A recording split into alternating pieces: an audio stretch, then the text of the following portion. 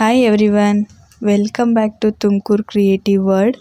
ನೀವೇನಾದರೂ ನಮ್ಮ ಚಾನಲ್ನ ಹೊಸ್ದಾಗಿ ನೋಡ್ತಿದ್ರೆ ಸಬ್ಸ್ಕ್ರೈಬ್ ಮಾಡಿ, ಕಮೆಂಟ್ ಮಾಡಿ, ಹಾಗೆ ಲೈಕ್ ಮತ್ತು ಶೇರ್ ಮಾಡಿ. ಮಕ್ಕಳಿಗಂತೂ ಪನ್ನೀರ್ ಅಂದರೆ ತುಂಬಾ ಇಷ್ಟ ಅಲ್ವಾ? ಆ ಪನ್ನೀರ್ ಯೂಸ್ ಮಾಡಿಕೊಂಡು ತುಂಬ ಈಸಿಯಾಗಿ ಸಿಂಪಲ್ಲಾಗಿ ಪನ್ನೀರ್ ಪಲಾವ್ ಹೇಗೆ ಮಾಡೋದು ಅಂತ ನೋಡೋಣ. ನಾನಿಲ್ಲಿ 2 ಪೀಸು ಚಕ್ಕೆ, 2 ಲವಂಗ, 2 ಏಲಕ್ಕಿ, 1 ಚಕ್ರ ಮೊಗ್ಗು, 1 ಮರಾಠ ಮೊಗ್ಗು, ಸ್ವಲ್ಪ ಕಸೂರಿ ಮೇಥಿ, 1 ಪಲಾವ್ ಎಲೆ, 1/4 ಟೀ ಸ್ಪೂನಷ್ಟು ಖಾರದ ಪುಡಿ, 1 ಚಿಟಿಕೆ ಅರಿಶಿನ, 1 ಅರ್ಧ ಸ್ಪೂನು ಧನಿಯಾದ ಪುಡಿ ತೊಗೊಂಡಿದ್ದೀನಿ. ಮಸಾಲೆ ರುಬ್ಬೋದಕ್ಕೆ ಒಂದು ಮಿಕ್ಸಿ ಜಾರಲ್ಲಿ ನಾನು 1-2 ಸ್ಪೂನಷ್ಟು ಕಾಯಿ ತುರಿ, 1 ಅರ್ಧ ಸ್ಪೂನಷ್ಟು ಸೋಂಪು, 1 5ರಿಂದ 6 ಗೋಡಂಬಿ, 1 ಟೊಮೊಟೊ ಹಾಕ್ಕೊಂಡಿದ್ದೀನಿ. ಇದನ್ನು ನುಣ್ಣಗೆ ಪೇಸ್ಟ್ ಮಾಡಿ ಇಟ್ಕೊಬೇಕು. ಇದಾದಮೇಲೆ 1-2 ಸ್ಪೂನಷ್ಟು ಮೊಸರು ಬೇಕು, ಹಾಗೆ 1-2 ಸ್ಪೂನು ಶಾಹಿ ಬಿರಿಯಾನಿ ಪೌಡರು. ಬಿರಿಯಾನಿ ಪೌಡರ್ ಇಲ್ಲ ಅಂದರೆ 1 ಸ್ಪೂನಷ್ಟು ಗರಂ ಮಸಾಲ ಯೂಸ್ ಮಾಡಿ.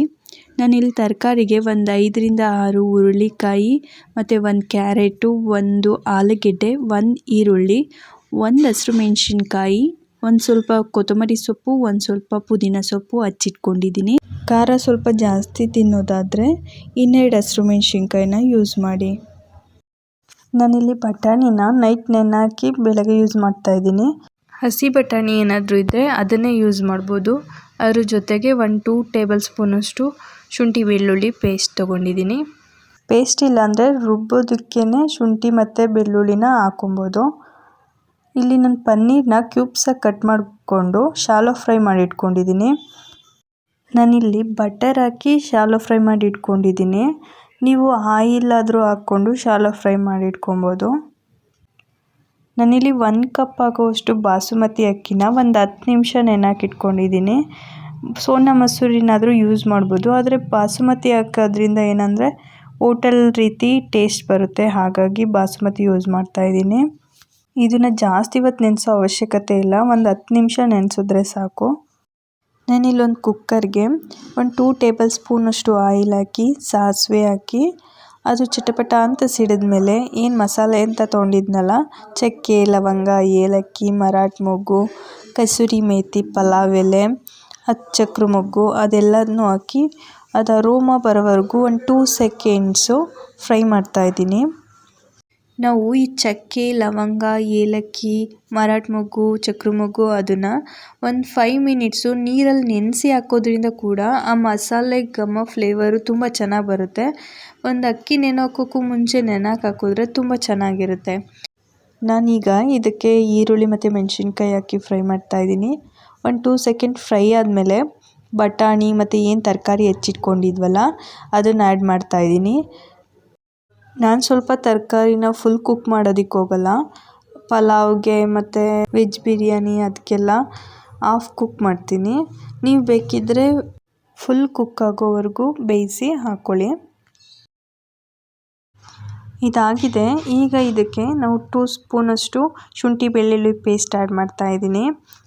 ಹಾಗೆ 1/4 ಟೀ ಸ್ಪೂನಷ್ಟು ಖಾರದ ಪುಡಿ, ಚಿಟಿಕೆ ಅರಿಶಿನ, ಹಾಗೆ 1 ಸ್ಪೂನಷ್ಟು ಧನಿಯಾದ ಪುಡಿ, ಹಾಗೆ 2 ಸ್ಪೂನಷ್ಟು ಶಾಹಿ ಬಿರಿಯಾನಿ ಪೌಡರ್ನ ಹಾಕಿ 2 ಸೆಕೆಂಡ್ಸು ಫ್ರೈ ಮಾಡಿ ಏನು ಪೇಸ್ಟ್ ಮಾಡಿ ಇಟ್ಕೊಂಡಿದ್ವಲ್ಲ ಆ ಮಸಾಲೆನ ಇದಕ್ಕೆ ಆ್ಯಡ್ ಮಾಡ್ತಾಯಿದ್ದೀನಿ.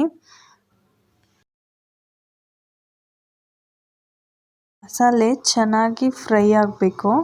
ಅದು 1 ಕುದಿ ಬರಬೇಕು. 1 ಕುದಿ ಬಂದಿದ ಮೇಲೆ ಈಗ ಇದಕ್ಕೆ ಪುದೀನ ಸೊಪ್ಪನ್ನ ಆ್ಯಡ್ ಮಾಡ್ತಾಯಿದ್ದೀನಿ.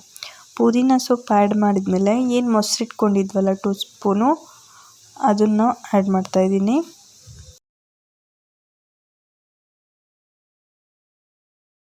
ಜಾಸ್ತಿ ಕ್ವಾಂಟಿಟಿಲಿ ಇದನ್ನು ಮಾಡೋದಾದರೆ ಬಾಸುಮತಿ ಜೊತೆಗೆ ಸೋನಾ ಮಸೂರಿ ಕೂಡ ಮಿಕ್ಸ್ ಮಾಡ್ಕೊಂಡು ಹಾಕ್ಕೊಂಡ್ರೆ ಅದು ಕೂಡ ತುಂಬ ಚೆನ್ನಾಗಿ ಬರುತ್ತೆ. ಬಾಸುಮತಿ ಒಂದನ್ನೇ ಹಾಕೋದ್ರಿಂದ ಏನಂದರೆ ಹೋಟೆಲ್ ಸ್ಟೈಲಲ್ಲಿ ಟೇಸ್ಟ್ ಬರುತ್ತೆ, ಮಕ್ಳಿಗೆ ತುಂಬ ಇಷ್ಟ ಆಗುತ್ತೆ. ಏನು ನೆನೆಸಿಟ್ಕೊಂಡಿದ್ನಲ್ಲ ಅಕ್ಕಿ ಅದನ್ನು ಆ್ಯಡ್ ಮಾಡ್ತಾಯಿದ್ದೀನಿ.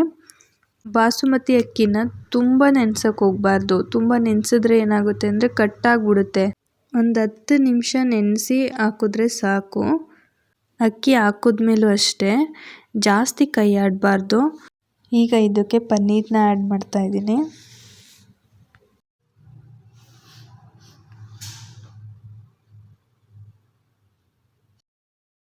ಪನ್ನೀರ್ ಮಿಕ್ಸ್ ಮಾಡಿದ್ಮೇಲೆ ನಾನಿಲ್ಲಿ 2 ಕಪ್ಪಷ್ಟು ನೀರು ಹಾಕ್ತಾಯಿದ್ದೀನಿ. ನಾವು ಎಷ್ಟು ಅಕ್ಕಿ ತೊಗೊಂಡಿರ್ತೀವಲ್ಲ ಅದರ 2ರಷ್ಟು ನೀರು ಹಾಕಬೇಕು. 1 ಕಪ್ ಅಕ್ಕಿ ತೊಗೊಂಡಿದ್ರೆ 2 ಕಪ್ಪಷ್ಟು ನೀರು ಹಾಕ್ತಾಯಿದ್ದೀನಿ. ಇದಾದಮೇಲೆ ರುಚಿಗೆ ತಕ್ಕಷ್ಟು ಉಪ್ಪು ಮತ್ತು ಕೊತ್ತಂಬರಿ ಸೊಪ್ಪನ್ನ ಆ್ಯಡ್ ಮಾಡಿ ಲಿಡ್ನ ಕ್ಲೋಸ್ ಮಾಡಿ 2 ವಿಷಲ್ ಇದನ್ನ ಕೂಗಿಸ್ಕೊಬೇಕು.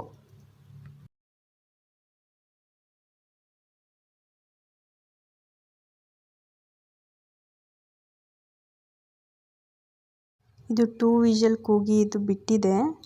ನೋಡಿ ಎಷ್ಟು ಹುಡಿ ಹುಡಿಯಾಗಿ ಪಲಾವ್ ಆಗಿದೆ ಅಂತ. ಇದನ್ನು ಮಿಕ್ಸ್ ಮಾಡಬೇಕಾದ್ರೂ ಅಷ್ಟೇ ನಿಧಾನಕ್ಕೆ ಮಾಡಬೇಕು. ತುಂಬ ಚೆನ್ನಾಗಿರುತ್ತೆ, ಟೇಸ್ಟಿಯಾಗಿರುತ್ತೆ. ಮಕ್ಕಳಿಗಂತೂ ತುಂಬಾ ಇಷ್ಟ ಆಗುತ್ತೆ. ಇದಕ್ಕೆ ಕಾಂಬಿನೇಷನ್ ಆಗಿ ಯಾವ ರಾಯ್ತ ಮಾಡಿದ್ರೂ ಇದು ಚೆನ್ನಾಗಿರುತ್ತೆ. ಒಂದ್ಸಲ ಟ್ರೈ ಮಾಡಿ ಹೇಗಿತ್ತು ಅಂತ ಕಾಮೆಂಟ್ ಬಾಕ್ಸಲ್ಲಿ ತಿಳಿಸಿ. ತುಂಬ ಟೇಸ್ಟಿಯಾಗಿರುತ್ತೆ. ನೀವೇನಾದರೂ ನಮ್ಮ ಚಾನೆಲ್ನ ಹೊಸ್ದಾಗಿ ನೋಡ್ತಿದ್ರೆ ಸಬ್ಸ್ಕ್ರೈಬ್ ಆಗಿ, ಲೈಕ್ ಮಾಡಿ ಮತ್ತು ಕಮೆಂಟ್ ಮಾಡಿ, ಶೇರ್ ಮಾಡಿ.